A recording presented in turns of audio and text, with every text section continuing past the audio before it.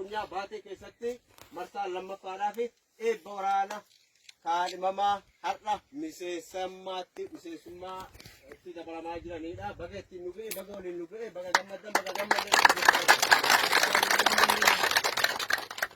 Egaa waraanni bilisummaa Oromoo yeroodhaa yerootti diinni balleessee jira, inni balleessinaa jechaa xaasasaatiin illee turu nuti baduu bira dabarree warra balleessaa jirru ta'uu ifatti egaa konyaa kana keessatti sanuu koppee diinaa keessatti makaraan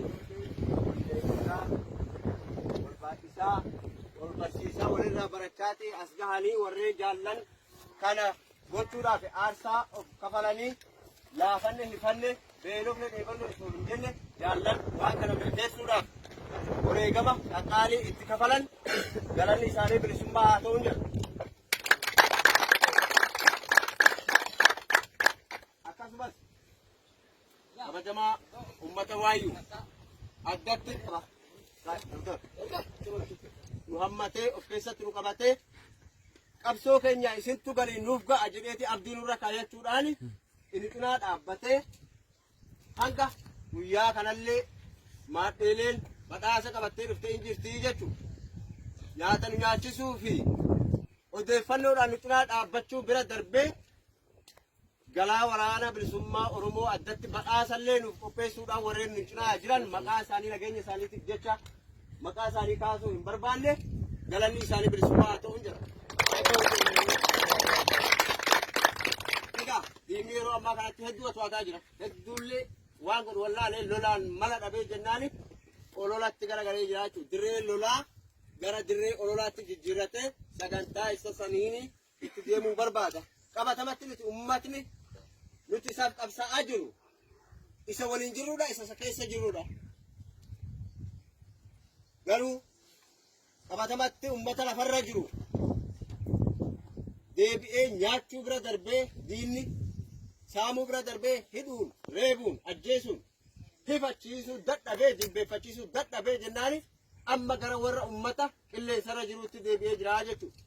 Gara feesbuukaa fi tiiktookiin qabatamatti immoo nuti waa qilleensarra miti kan jiru. Qabatamaadhaan uummata kana keessa jira, uummata keenya waliin jira, uummati nu cinaa jira. Warri qilleensarraatis kan akka dhagahanii fi akka quba qabaatan barbaanna.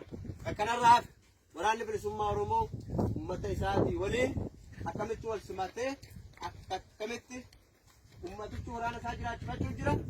Waraanichi hoo uummata isaa akkamitti eeggachaa jira, akkamitti qabachaa jira, akkamitti tiffachaa jira isa jedhu warra waliin jiruu fi warra waliif jirutu wal beeka. Akkasiimi kanarraa kanaaf olola diinni facaasuu fi ta'e jedheeti uummata kana jilbeeffachiisuuf sagantaan inni yeroodhaa yerootti baasu nu biratti gatii hin qabu. Waraana bilisummaa Oromoo biratti siiqan qabu, uummata keenya birattis gatii akka hin qabne kana gamanumaan isaan dura qabaachisuu barbaanna.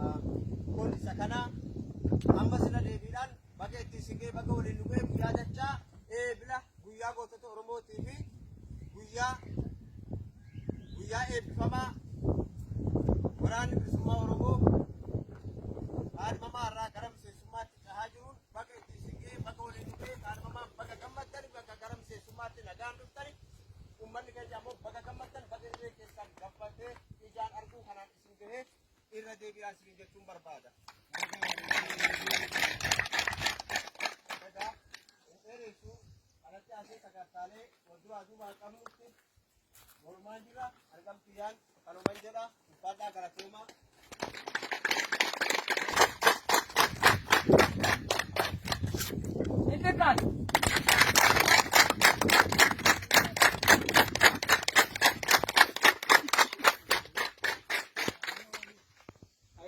Kanatti aansuudhaan akkumatti gubeen jira. Kanatti aansuudhaan jaal tokkummaa hamileedhaan gara waltajjiitti mul'ata.